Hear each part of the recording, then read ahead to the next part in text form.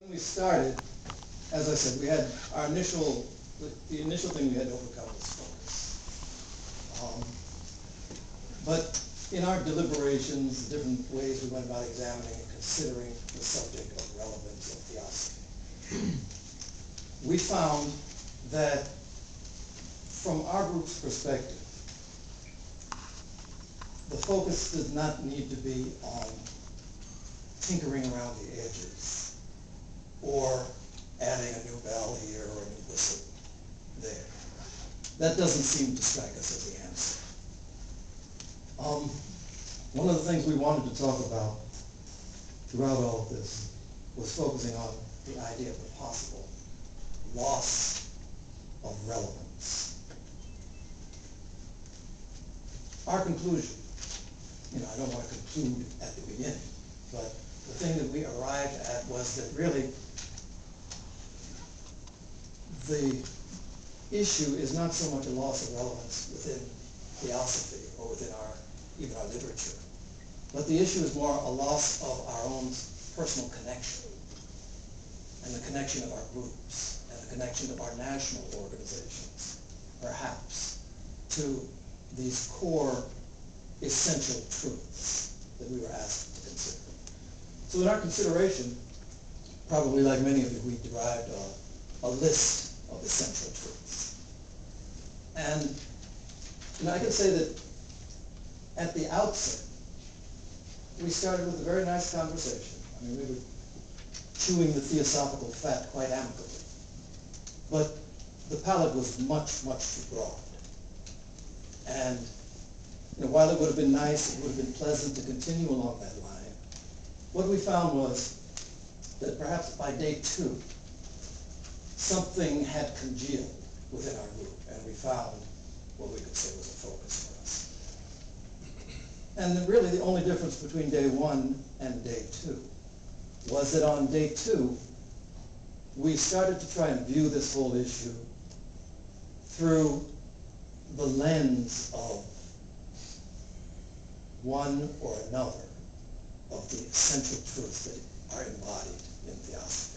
Particularly the one that jump-started us was brotherhood and its necessary corollary, which is service. So for our group, we're each going to contribute on various aspects of our consideration. And so from here, I'd like to turn over to John.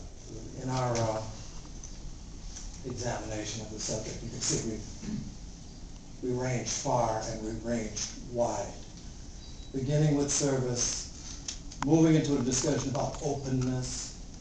Really, that's sort of where our focus remained.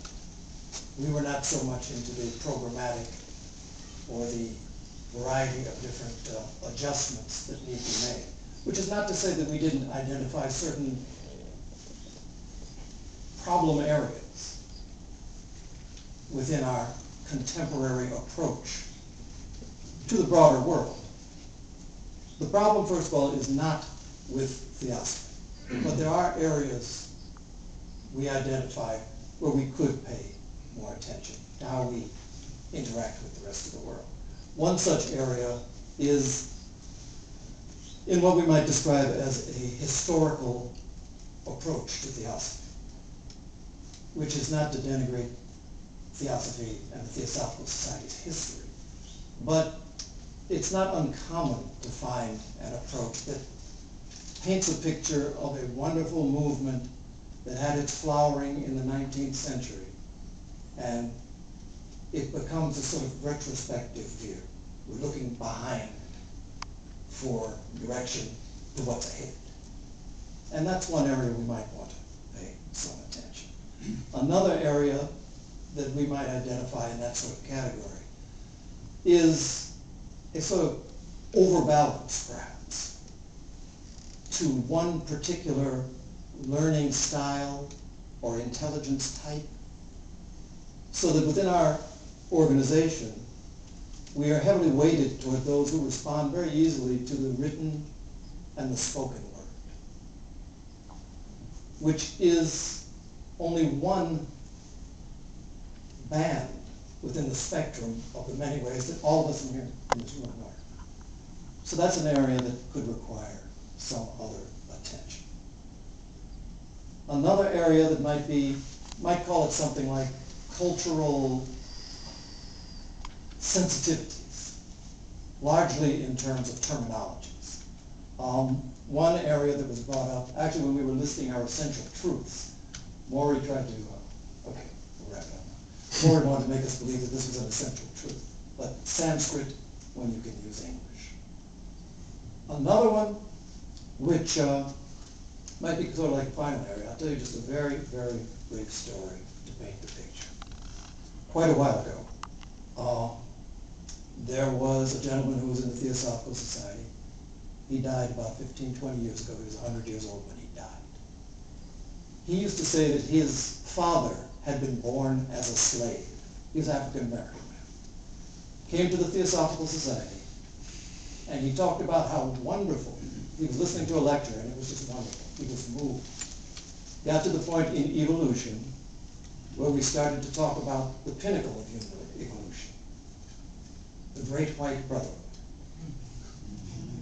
He said he laughed at himself in years past because he got up and walked out. He said, I heard enough of this back in Selma, Alabama. I'm not looking for this in a spiritual organization. An extreme example, but one that speaks about a level of listening and sensitivity we need.